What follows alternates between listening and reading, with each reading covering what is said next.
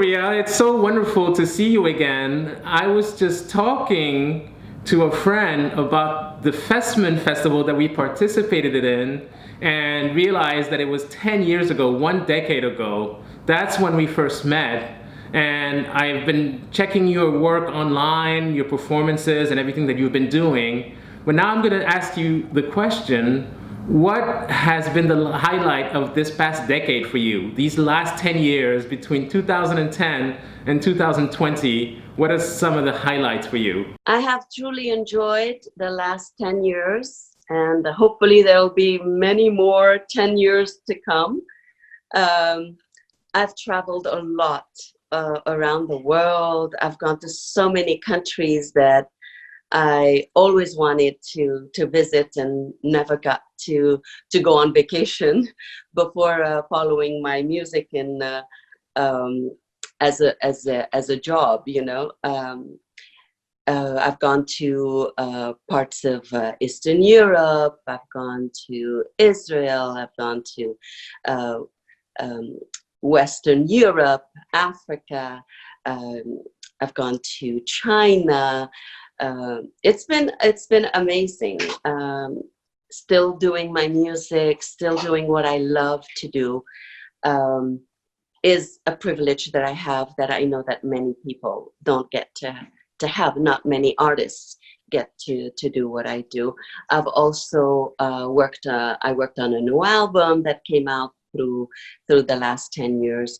And now I'm set to work on a new album going forward.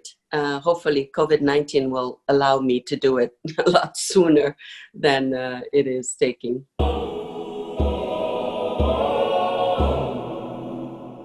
So Maria, you are one of those people who are what I call transcultural, which means that you can live in all kinds of imaginary homelands, either in hotel rooms, in all these different parts of the world that you described, Eastern Europe, different parts of Africa, Europe, America.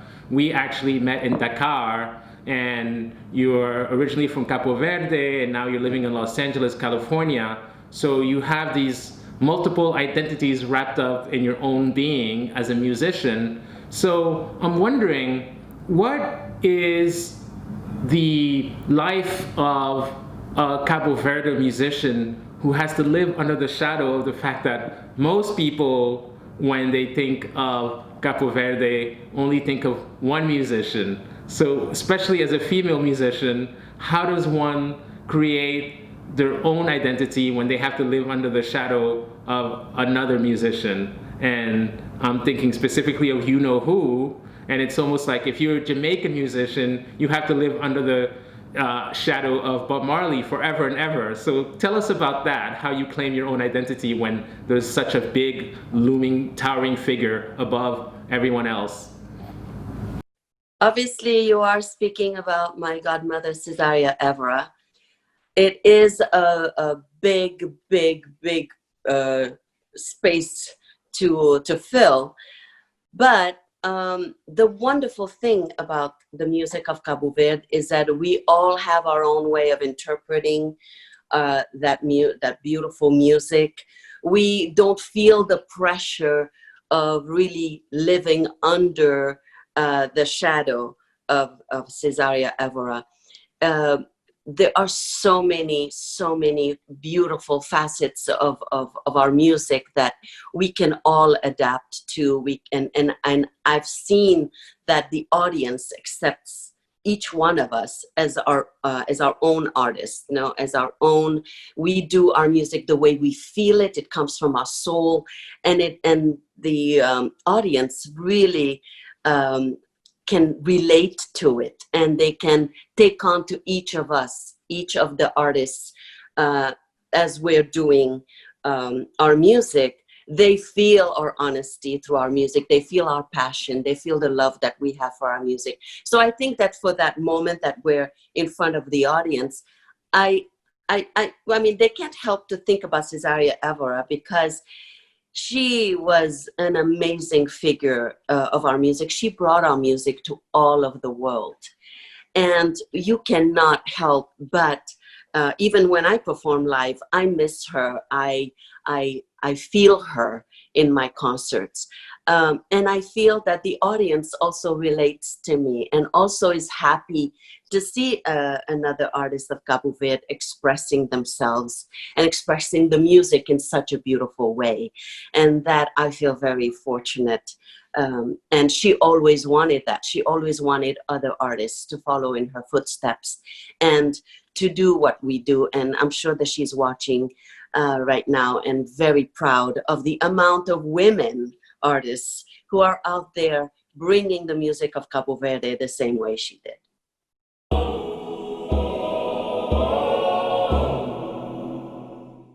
Well, it's great that you immediately guessed who I was referring to. I wanted to keep an element of suspense in there, but obviously the answer was quite obvious. I'm now just wondering about your life in Cabo Verde versus your life in California.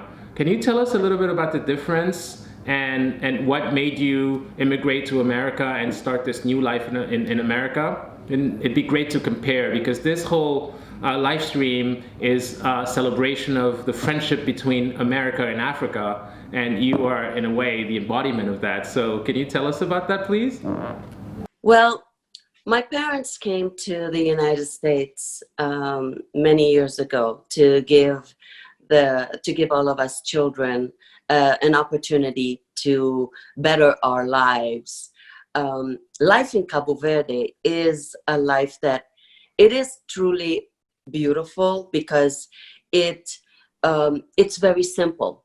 It's not complicated. You go to work. You're with your family. There's a real close family knit that happens with friends also. So you have a very it's a beautiful, simple life that you have there. You have your job. You have fun.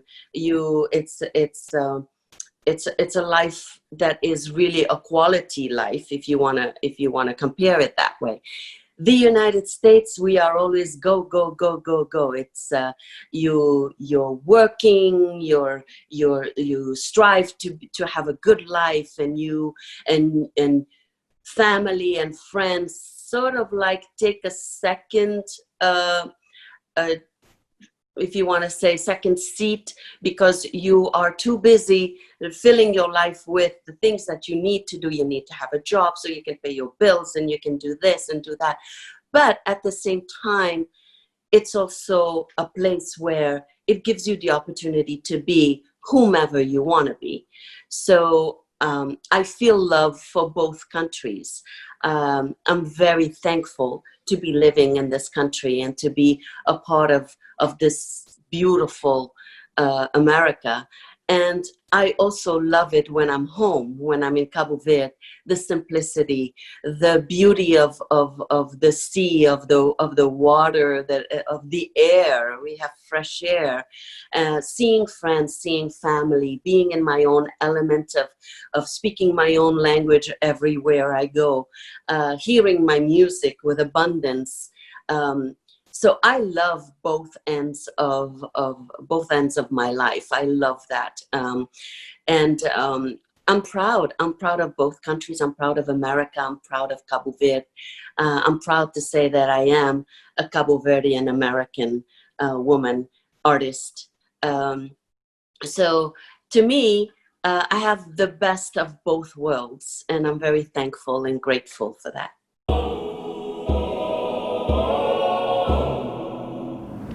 I can totally relate to the best of both worlds, because I feel that way too as a Togolese living in America. It's really great that we can have this conversation, Maria, because I love your music. It has this kind of sensuality, this heat, this tropical rhythm to it, but it's also extremely modern in a way that it takes influence from so many different musical creations from around the world. I'm wondering, as a sneak preview, can you tell us a little bit about what you're going to be performing for us, so we can get a sense of what's in store? It'd be great for you to give us a bit of a sneak preview. Yes, so the first song that I will be singing is called Ribeirãozinha, and it's written by my producers, Jin Job and Calu Monteiro. And it speaks of a little town in Cabo Verde where life is simple, where you see kids playing around, you see someone who comes home and is tired and is asking his wife, please go and heat up some food for me. You see the neighbor who is this Mr. Don Juan, Simon is his name, and he's in the balcony smoking his cigar and checking out the women walking by. So you have like a sense of a neighborhood in Cabo Verde, of a very small neighborhood, and it was one of my biggest hits. It was from my first album. Then the second song that I'm going to sing is Minha Primeiro Lar, and it's written by this amazing, well-respected musician and producer and composer. He even traveled a lot. He toured a lot with my godmother in the beginning of her career, and his name is Paulino Vieira. Minha Primeiro Lar means my first home. And I chose that song because it talks about where he was born, where he grew up.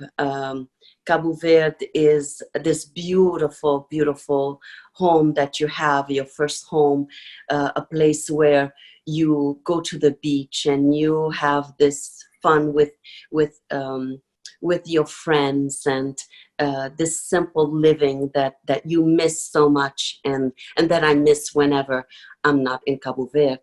And I wanted to choose that song because that's also one of the most well-known songs in Cabo Verde also. Thank you so much, Maria de Barros. This is wonderful speaking with you. I can't wait for us to reconnect in the flesh, in real life, in post-COVID times, and have a lot of fun like we did in Dakar 10 years ago. It's a pleasure, and I can't wait. Thank you.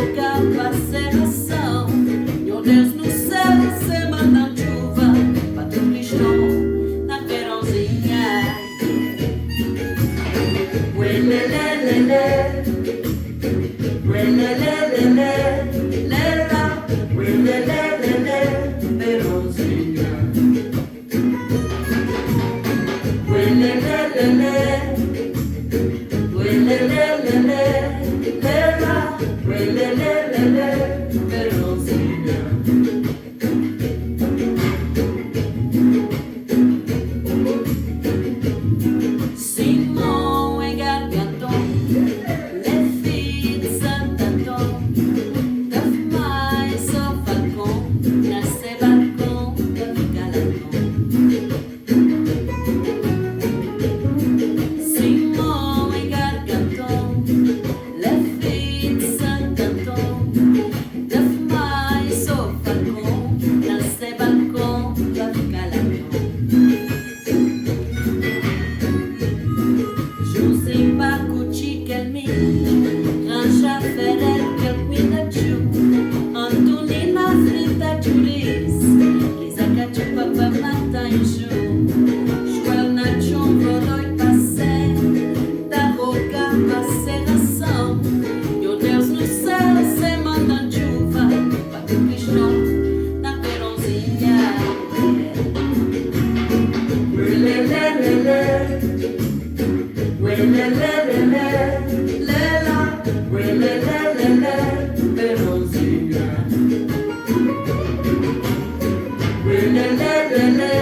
Sing with me.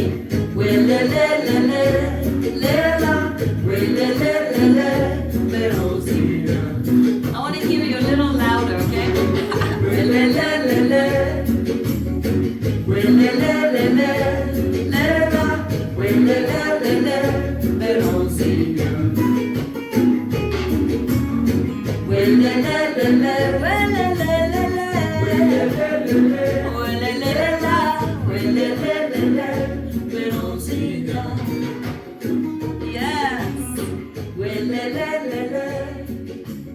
Happy 4th of July, everybody!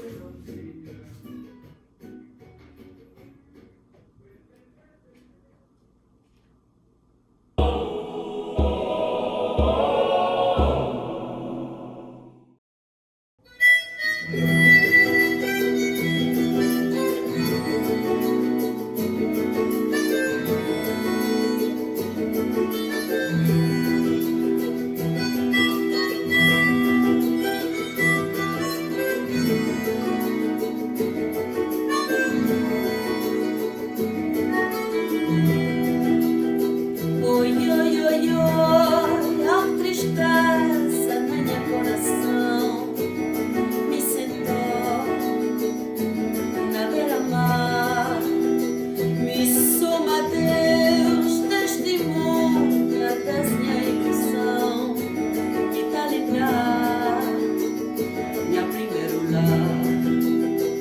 Oi, oi, oi, oi, a tristeza no meu coração me sentou na beira-mar, me soma Deus, testemunha da minha ilusão, me dá lembrar minha primeiro lar. Praia branca, terra onde eu nasci, onde eu brincar, brinca de tcharati. Roda sem cantinho, serenata da noite do ar. Praia branca, terra onde eu nasci, onde eu brincar, brinca de tcharati. Onde eu monte a roda sem cantinho, serenata. Oi, oi, oi, oi, a tristeza no meu coração me sentou na beira-mar, me soma Deus, testemunha dessa ilusão, me dá lembrar meu primeiro lar.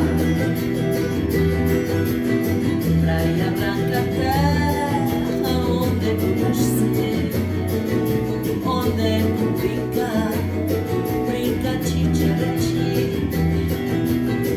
Onde eu monte a roda sem cantinho, serenata na noite do ar. Praia branca, terra onde eu nasci, onde eu brincar, brinca de tcharati.